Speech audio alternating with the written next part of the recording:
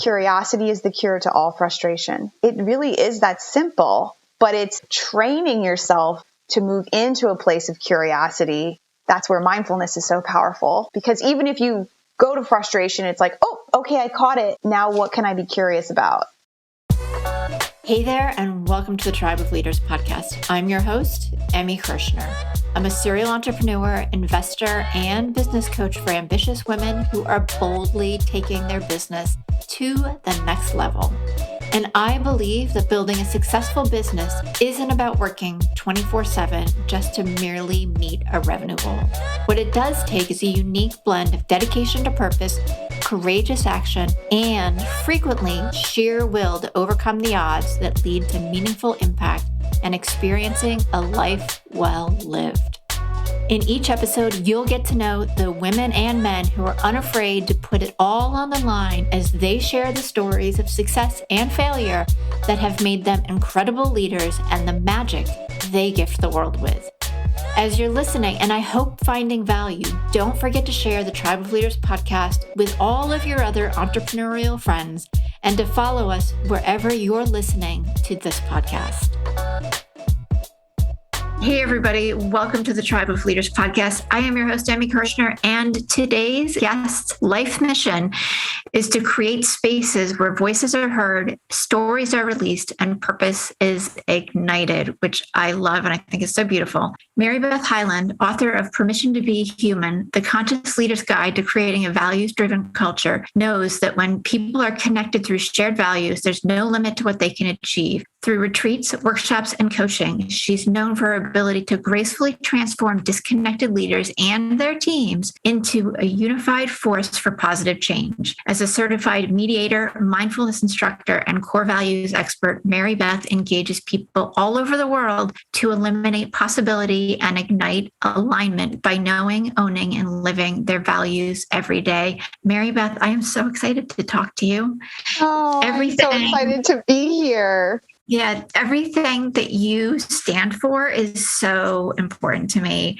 And I'll share with you that I think it was like 4 or 5 years ago, I made my kids and my older son's girlfriend at the time sit down one Sunday afternoon, and we all did our core values, and then we chose family core values.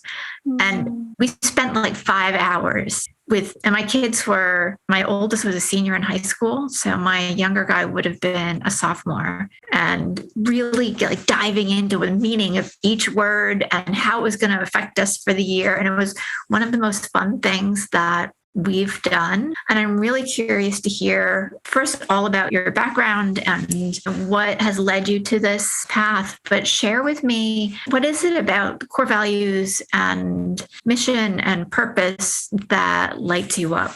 Well, first of all, I think that is just so cool that you chose to do that with your family, because how rare is that? What a gift is that? I actually started doing that with my family towards the beginning of the pandemic. I have a retreat called Life Lens, which is about your individual values. We have one called Love Lens, which is for couples to find out their shared values and do a similar types of exercise you described. And then I started to launch Legacy Lens, which was exactly what you're talking about, which is this idea of how amazing it can be when we actually take the time to uncover the core values that connect us, right? There certainly are some that push us away from each other in our units and our family units, but I think it's just so amazing that you took the initiative to do that and experience that with your family. So boy, before I say anything else, I just want to say, man, that's so cool. I love that. Yeah. I hope that becomes normal. I hope that becomes as normal as going to the beach or something like that with your family, because right. Yeah. Also, I love, so those would be my 2 favorite things. Yeah, well, of course they are, right? Of course they are. So I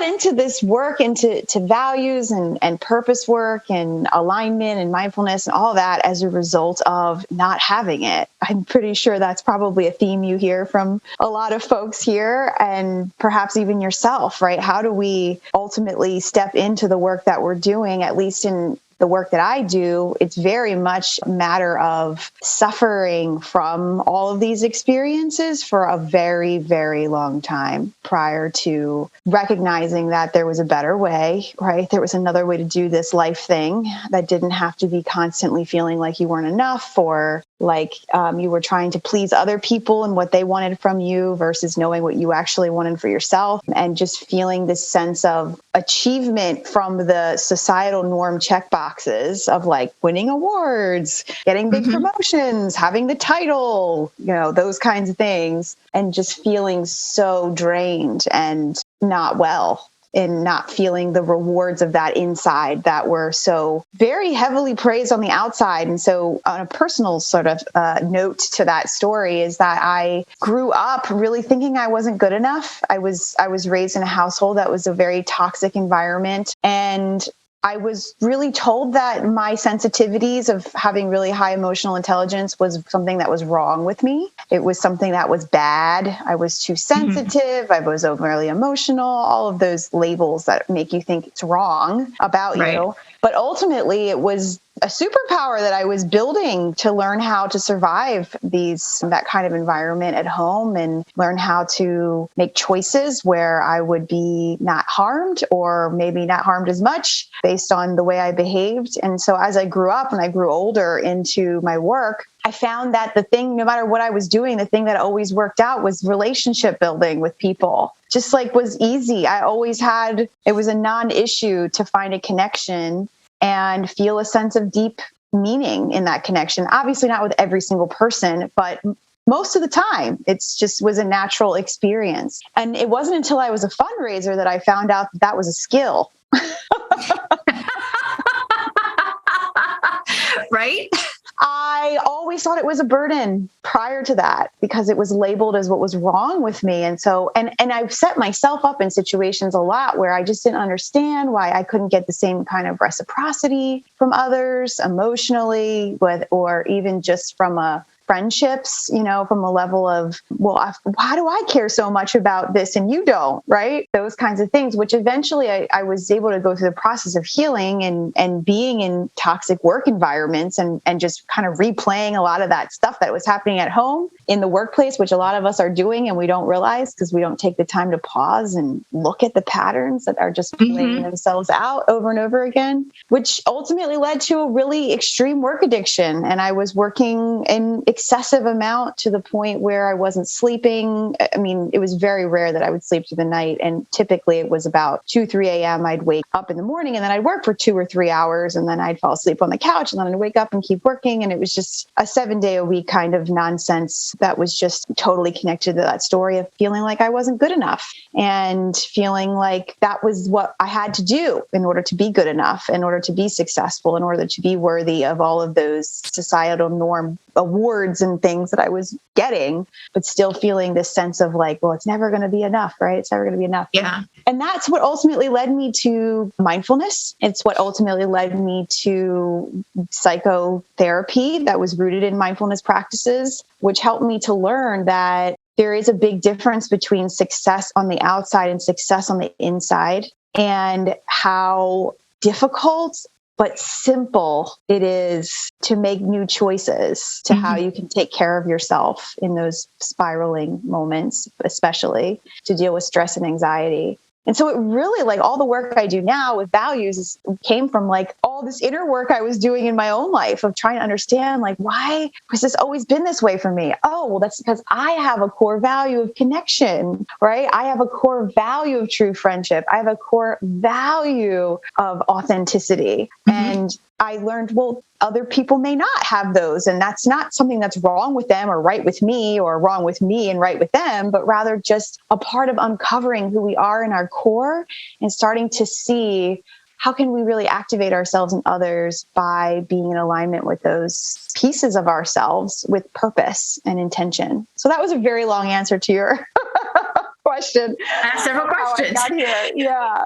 Do you find, and I'm asking because I see this on a regular basis, that the things that come naturally to you, so building relationships and connection for you, isn't valued in general because it comes easy? Like toxic relationship and being told that wasn't important. I think that just makes it exponentially worse. It's true. Yeah, because it's, at least for me, I always saw it as the problem. I was the problem versus the solution, the heart, the love, the salve, the balm, right? All the things that I can now own it with power and empowerment, because literally that's what people pay me for now. Like, that's literally my job, is to come in and ignite these experiences where people feel that energy and they can see that possibility in themselves too. And so it's funny, that question of like, do people value this? If you would have asked me this 2 years ago, it would have been a very different answer. But as a result of everything that's happened with the pandemic, there is just a different level of understanding of like, this is, yes, we call them soft skills, but they're actually power skills. And we need these to be humans and function properly. And so it's been a really big shift. And I can't tell you how many times when I first started my business and I was helping teens uncover their values and do culture work and engagement and all this, and I would come home crying because people made me feel like I was such an astronaut, coming from another planet, like out in the galaxies of, woo-woo stuff. And I was like, this isn't even that. Well, first of all, there's nothing wrong with woo-woo. But second of all, us talking about the things we care about and that ignite us and give us a sense of purpose, that's fluffy to you? Like, because to me, that's pretty powerful, and it doesn't get much more powerful than that. And so I definitely had my hard knocks in the beginning of starting my business. I'm now moving into year 7. And after writing a book, it changes things a lot. I'm shocked by how much people don't question you as much, right? And they just accept that what you have to say, it comes from a place of authority. But it was a lot of time of just like, well, help me understand the ROI of people liking each other or getting along. I saw something the other day, was a quote that Tony Hayes from Zappos said, and it was like, what's the ROI of a hug from your mom on a day that you really need it? Like, that side of it was very frustrating for me. And now where I am today, I think it's a combination of just attracting people who are already in this space and already interested and curious, not convincing people, right? They're just coming naturally. But also just the realization that, what do we have if we don't have this in our lives? What is it really for? Yeah. And I hope, fingers crossed, that we're slowly coming out of the hustle and grind mentality. I know there's a few people who love like the hustle, and we can choose a different word for me, at least, it's more positive, and the like, let's get a bunch of stuff done, and like that excitement. I'm good with that. I'm on board with that. But you've got to work, and it's got to be hard, and it has to feel like you're pushing through something that you're not supposed to push. I hope we're moving away from, because I think that some of that mentality contributes to not appreciating other people. Totally. It turns us into machines. It's like treating people as interchangeable widgets versus individual souls that have a purpose and meaning and reason for having connection in this world versus, and that's shifting, right? Because of this great awakening or great resignation, whatever perspective you want to look at it from. But there's a big shift in that understanding of like, you're not going to be able to churn people out the way that you used to and took it for granted. Yeah. I was reading actually something about the Great Resignation today, I think in the New York Times, but the author who wrote the article was talking about a blog or forum that's like Momzonian, and it's all these former employees, mostly women from Amazon, who have been really frustrated, and how they're kind of banding together, and not to create issue, but to, how do we make change? How does be a positive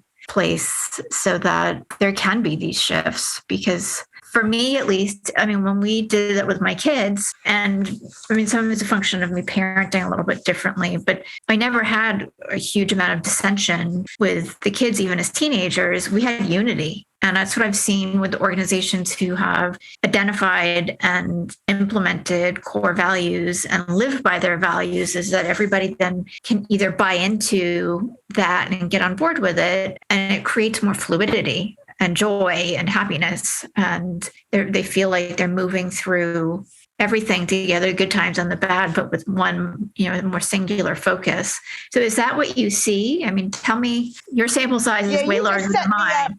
You just set me up so beautifully for how important this work is, because you obviously experience it. You've seen it. You know it. You literally know it in your own family unit, and what a gift that is. And so the key word that you said was live, right? There's a big difference between having values and living your values. And Brene Brown's research shows that less than 10% of companies with stated values actually embody them. And so there is a big difference. I can't tell you how many times. So I give a lot of keynote addresses, and in audiences, I'll say, raise your hand if your company has core values. And then I'll say, keep your hand raised if you know what they are without looking. So at least 50 to 75% of the hands go down. And then the next is keep your hand raised if you can tell me a story of something that happened this week that was an expression of your values at your work. And maybe one. And so it's super powerful to notice this huge opportunity of bringing people together, because as human beings, we are all walking, talking, living, loving sets of values. And so are our companies, right? Because we're made up of humans that have all of those values that are living inside of us, but just often not identified or expressed. And what's incredibly powerful, what I have the honor of seeing every day in my work, is that when you can uncover the core values of your team, right? So like your people, and then you can put it through a filter of, okay, so now what does that mean for our work? Right. And then what are the ones that are rising to the top that are already intrinsic motivators of our people? So we're not saying you need to be motivated by innovation because we said so, but we're saying, what are you motivated by, right? Values are all about inner motivation versus something outside of you. So you can't really tell people what's going to motivate them on the inside. That's something that needs to be uncovered. And when that happens, and when companies actually go through the process of integrating their values into their job descriptions, their interview processes, their onboarding, their one-on-one coaching, their staff meetings, their budgets, the way that they make decisions around people who are going to get promoted, the way that people are investing in their time, how they're allocating their time throughout the day. There's so many areas that core values are always living. You just don't realize it until you pause and look at it. And that's really the whole reason why I wrote my book, was to give people a step-by-step guide on how to do exactly that. And that's actually been some of the most rewarding feedback I've gotten from people, because they'll say, so many people, you read a book and then it's like, okay, now I got to go figure something else out. And now what do I do? Right. And this is literally like, here's how you do it in meetings. Here's how you do it in one-on-one coaching sessions. Here's how you do it in the onboarding process. Here's literally a survey that you can use with your folks. And really that's because I want this to be accessible for people, because it's kind of like with the beginning of the conversation. It's not rocket science in that it's a very natural and organic kind of conversation, but it is difficult. It is difficult from a place of most people aren't thinking this way. This is a whole other way of being and thinking. And so it's really asking people to activate high levels of power skills and emotional intelligence and mindfulness in a way that potentially they never have before, because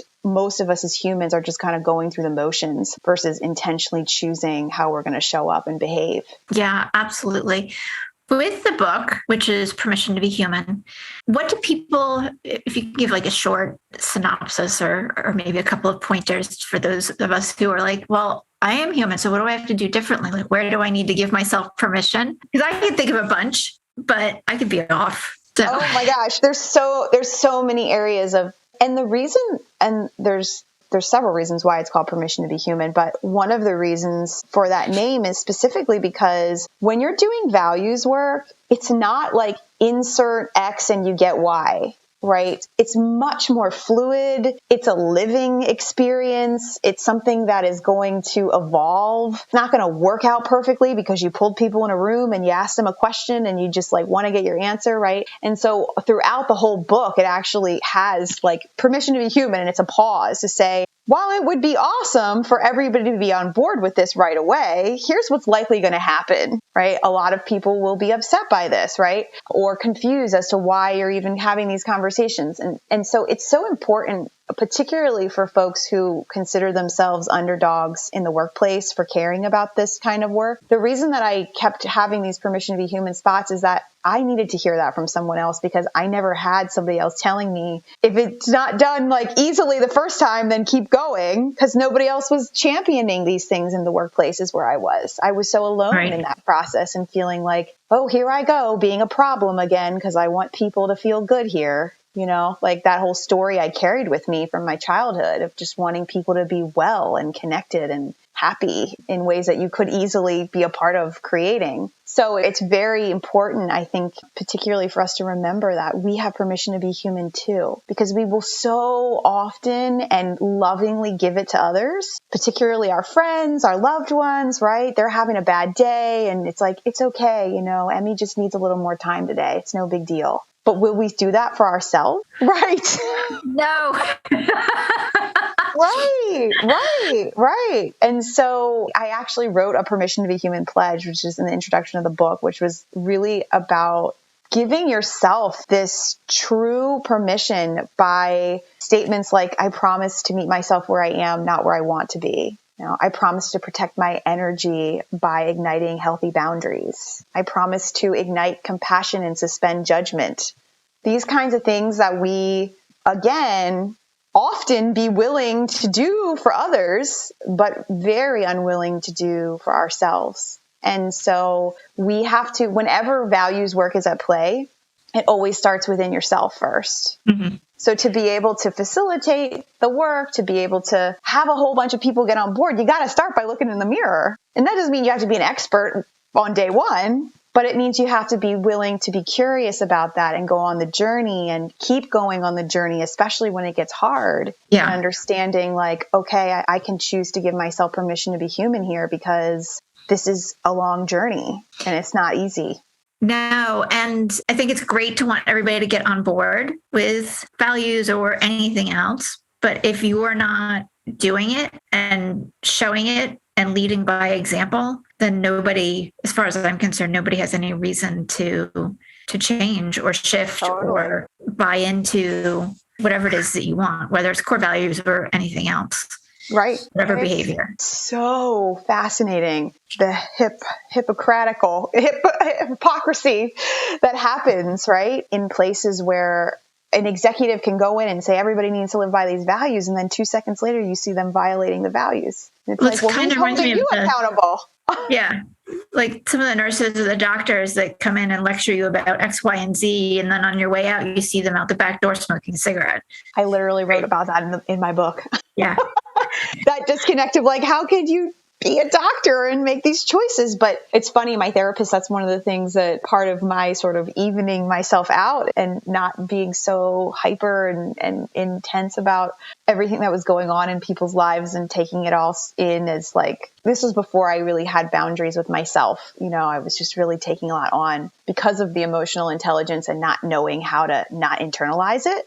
But there was an experience where I was with my therapist and I was telling her just how frustrated I was. Like, how is this person the head of communications and they literally don't communicate with us? Like, I just was just going off and she just started to laugh and she was like, oh, MaryBeth, you think that people actually do the things that align with their values. Like that's your assumption because that's your personal baseline. Right. So what you need to recognize is that's like so rare that people actually go into the work that's an expression of their heart and soul, right? There's so few people who live the work that they are preaching. And it was a wake-up call to me in that moment. I was pretty young at the time, and it helped me a lot in shifting my energy to frustration to curiosity and moving into this like, okay, well, you know, they're where they are in their journey, and that's okay. That's okay. I love what you just said too, the shifting from frustration to curiosity, because I think that when we're curious, we're much more open and the frustration is really closed. Like you can't solve problems from frustration, where when you start opening up and asking questions because you're curious, then you can solve problems. You can be more loving. You can connect with people in a different way without judgment. Yes. Something I say all the time is curiosity is the cure to all frustration. Mm-hmm.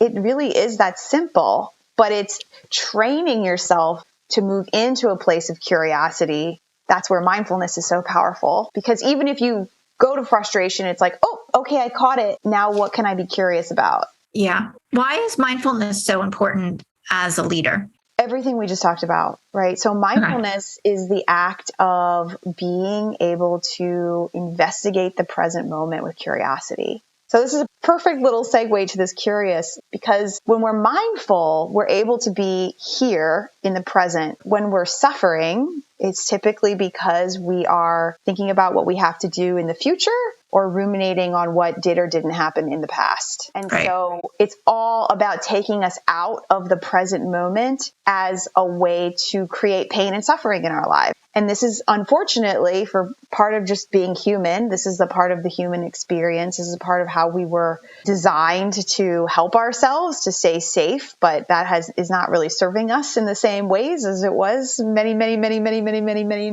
years ago. Yeah. And so it's so key for us as human beings today, when there's so many accessible tools around mindfulness. It's amazing. I highly recommend Insight Timer. It's a free app. I happen to be a teacher on that app, but there are 20 million users from around the world, and there are tens of thousands of free guided practices and workshops and tools that you can learn how to start to access some of these in your own life, these skills, because it really starts with this ability to notice our mind taking us somewhere else that's not serving us and making a new choice. To start to observe it, to start to get curious about it, and to separate our emotions from it in a way that we can still feel our emotions, but not react and respond from our emotions. But again, using it as a tool for curiosity. So gosh, why is this important as a leader? Can you imagine how much healthier we would all be if we were working with people who knew how to pause and observe themselves and situations and then make choices from a place of being grounded and not from reacting? I do know that this is so much more awareness. There's so much more interest, and there's so many more opportunities for people to start these journeys in mindfulness, because ultimately the research also shows that in addition to reducing things like stress and insomnia and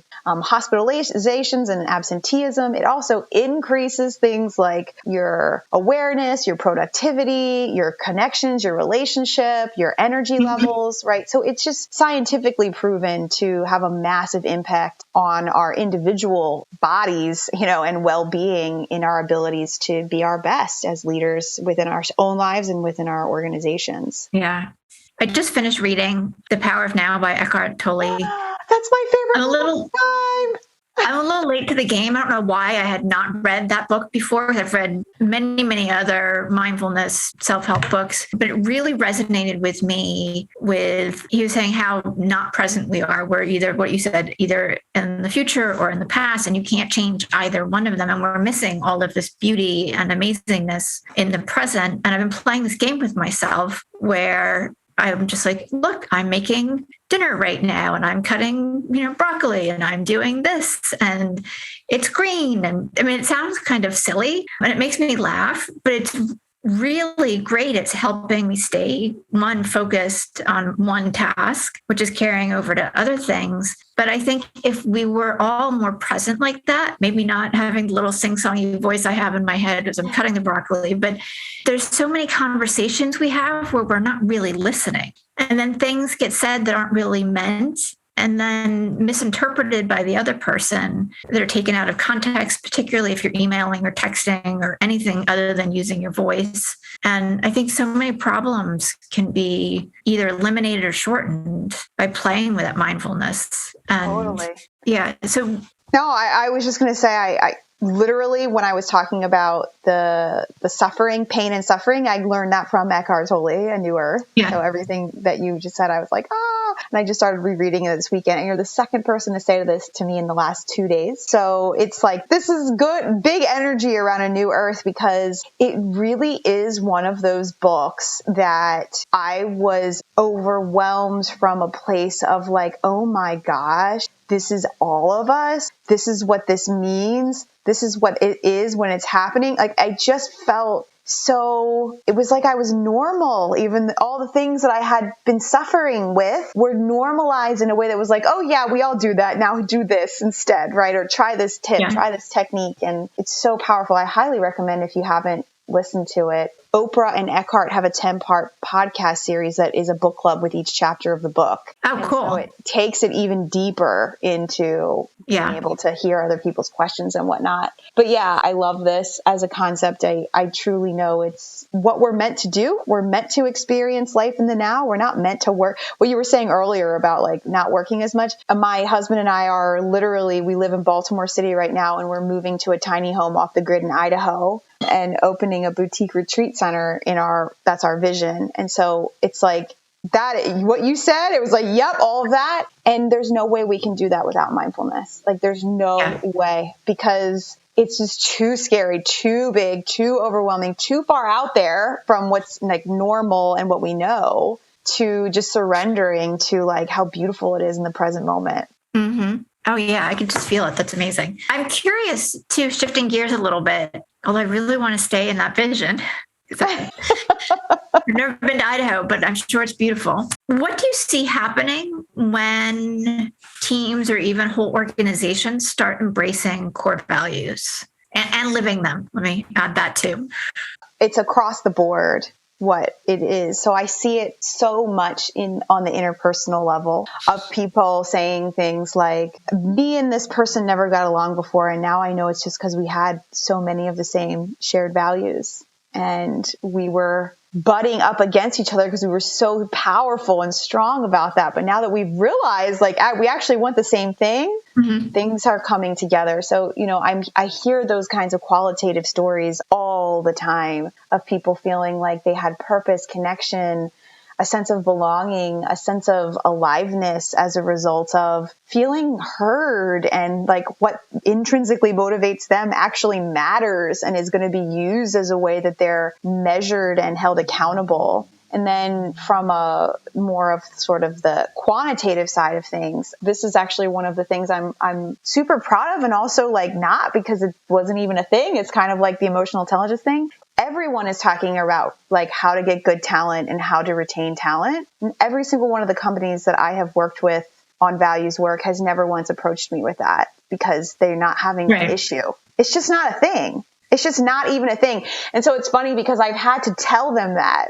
I've had to like let them know. I'm like, you do know that this is like extremely rare that you're not having an issue with turnover and hiring. Like this is and so I work with like a lot of hospitals and a lot of education systems and foundations. And this one foundation head said to me, I just went to a national conference of foundations and everyone was talking about how to hire and retain people. And I didn't even understand what was going on because that didn't apply to us at all. And it's a lot of factors, but obviously one of the biggest ones is that people are just deeply connected and valued and seen, and have this uniting force to bring them together when things get hard, especially. Yeah, absolutely. I mean, my experience is when you're hiring for characteristics over skills, so and core values or values in general being part of those characteristics, you're going to hire better people more frequently the first time. Totally.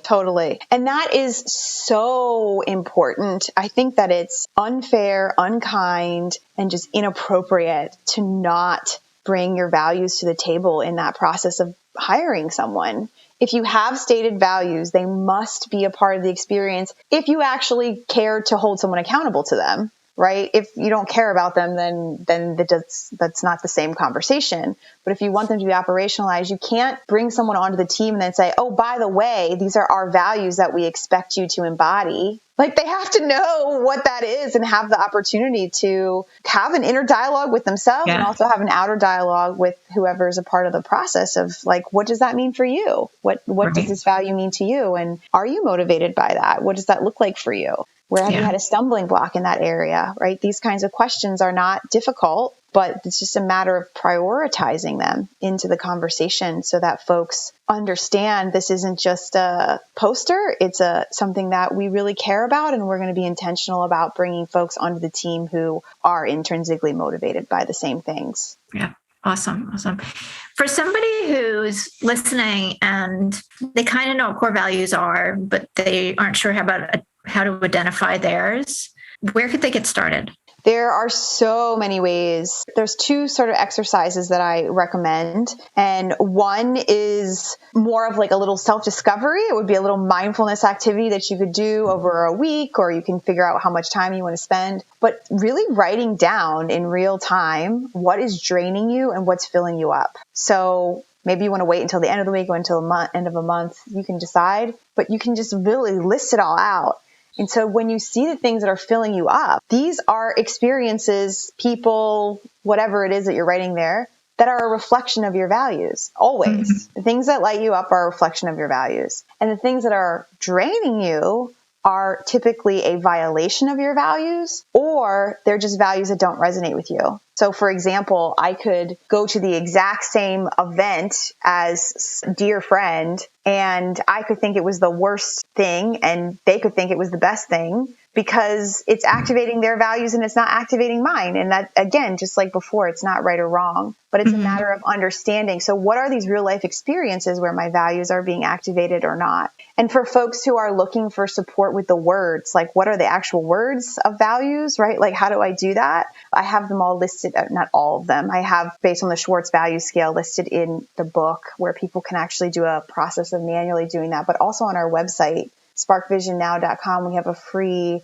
values self-assessment that you can take 24/7, and it'll get emailed to you right away. And you get a profile that'll tell you it's a bunch of values that are listed, and then you just rank them based on your experience with that individual value. And then it generates a report that says, okay, these are my core values, the things that drive me. These are my aspirational values, the things I wish drove me. These are values that don't resonate with me. And these are just values, meaning they describe me, but they're not motivating me. So it's really quite robust. It's super exciting. We just started to offer this to the community. It used to only be something people had when they came to our retreats or some kind of a live experience together. And like, thank you, technology. We've now figured out how to do this, because this is like the biggest question that I get all the time is, where do I start, right? How do I know what to do? And a lot of the times it's really just like, okay, not only do I need support with figuring out the words, but now I need to figure out how that's connected to my life experiences so that it's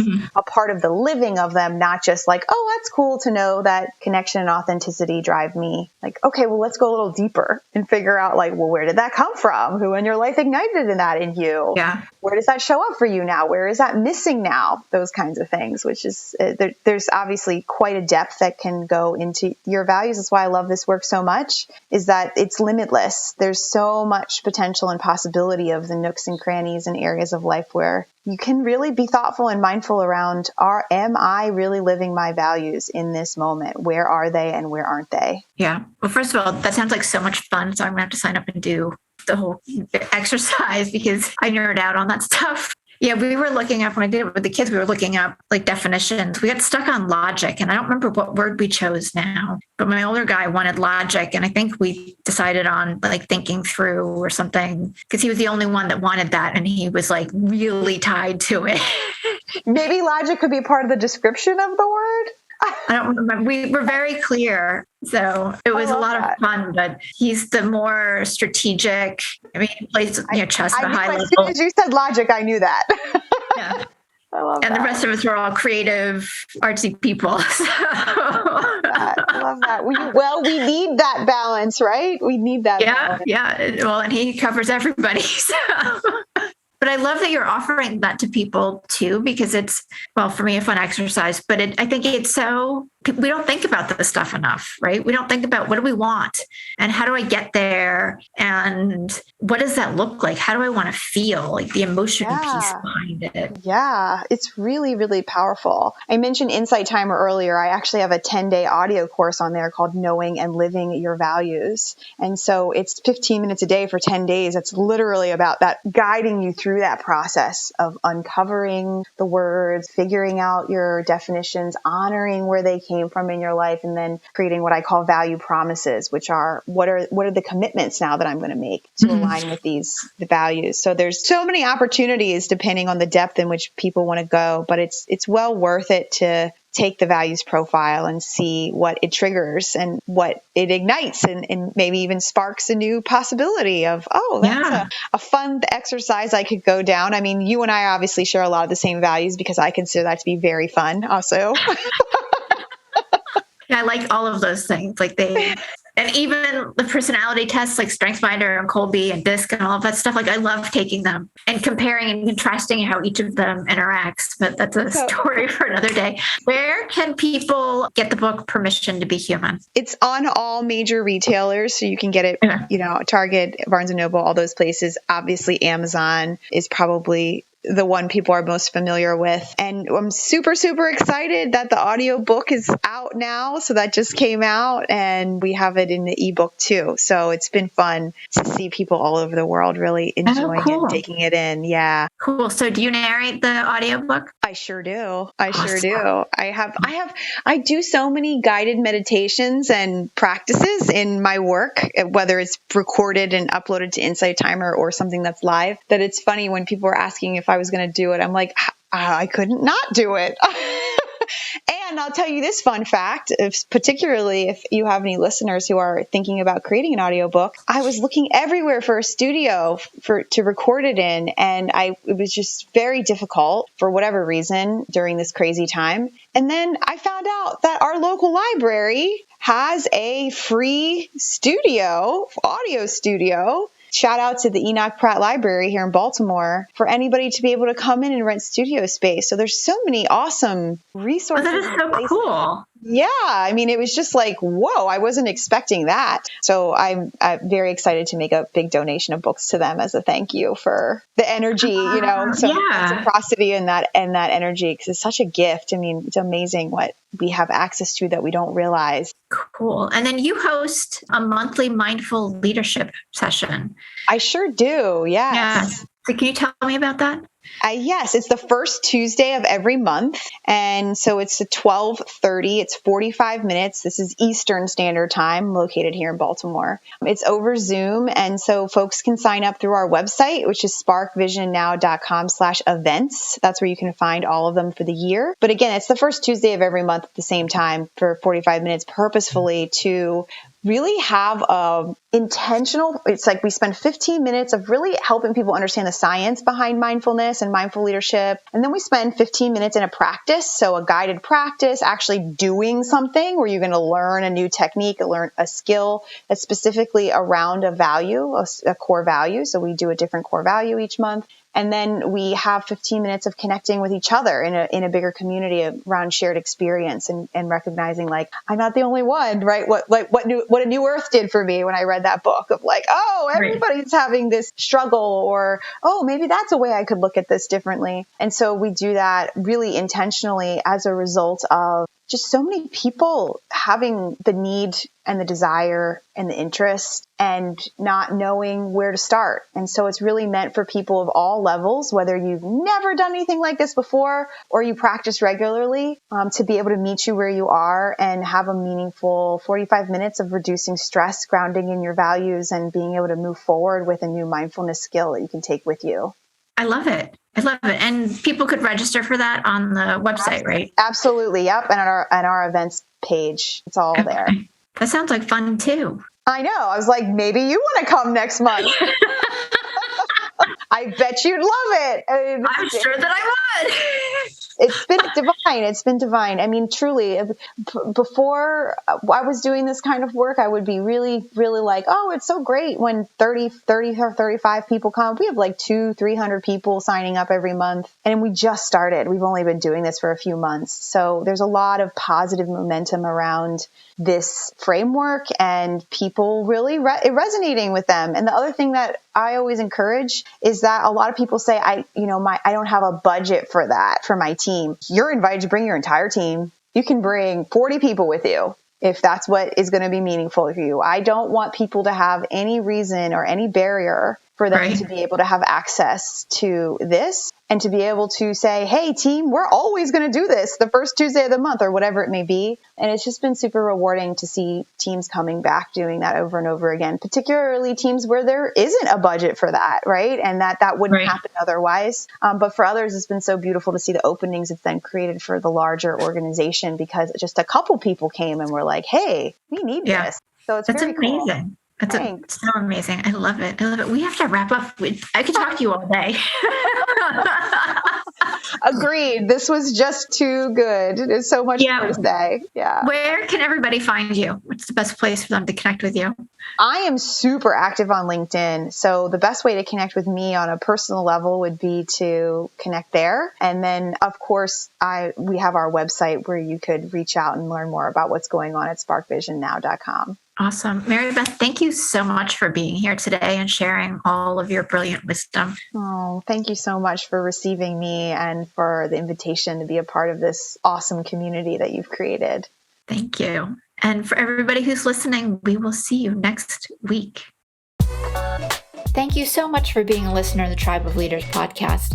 I am so grateful for each and every episode that you tune in and listen to.